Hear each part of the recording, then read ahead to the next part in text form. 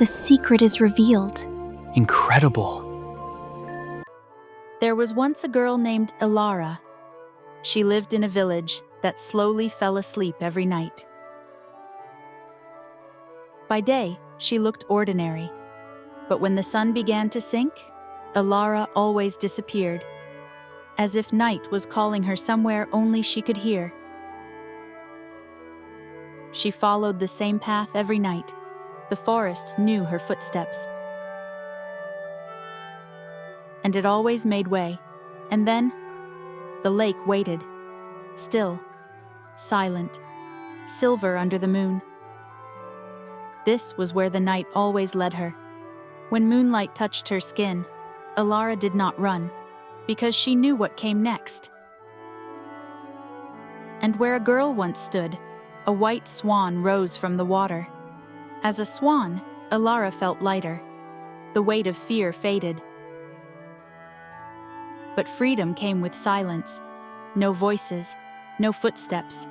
Only the moon kept her company.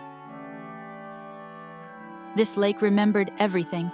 It had seen her cry, and it had seen her change. Every night, she returned to the same circle of water, because this was where the curse began. A promise spoken long ago, a spell woven from fear. By dawn, she would return to herself and forget what freedom felt like. One night, the lake was not alone. Something had changed. The water stirred before the wind did. The swan felt it. Eyes watching from the trees, not hunting, not hiding, just watching. The swan did not flee. Fear came later, because being seen was the most dangerous thing of all. And still, he did not look away. The night held its breath.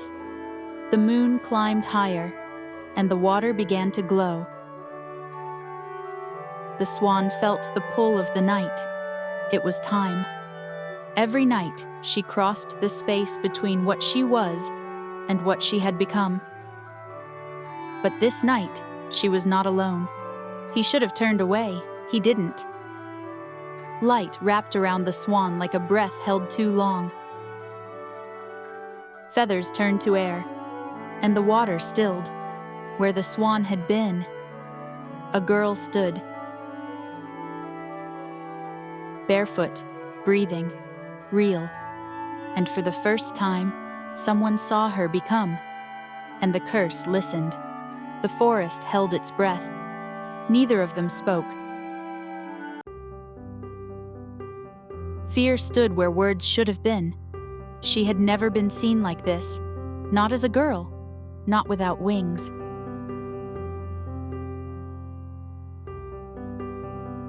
Aurelian took one careful step forward, then stopped.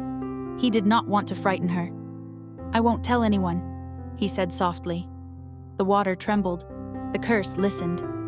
Elara's voice shook when she finally spoke. "You were not meant to see me." "I know," Aurelian replied. "But I'm glad I did." Something ancient shifted. A promise had been made, even if he did not yet understand it. And the night accepted it. Dawn did not come. The curse allowed no mornings. Elara stood where the water met the world. She had never stayed past the moon, not as herself. "If the sun rises," she whispered, "I will forget who I am." The lake trembled again. Aurelian listened, not with fear, but with care. "Then tell me," he said, "who made the curse?" Elara hesitated, then spoke the truth. "It was meant to protect me, but it became a prison." The mountains beyond the trees stirred. Something old was listening, and the choice was no longer hers alone. Every spell has a price. This one asked for memory and truth. The curse was not broken by force. It was undone by choice. "If I stay," she said, "the swan will remain. If I leave, I may forget the lake." Aurelian did not answer. He stepped beside her instead. That was his answer. The mountain wind returned. The curse loosened its grip. But freedom asked one last question. The path did not ask for courage, only honesty. She stepped forward. The lake did not follow. The wings did not return. But something lighter filled the space they left behind.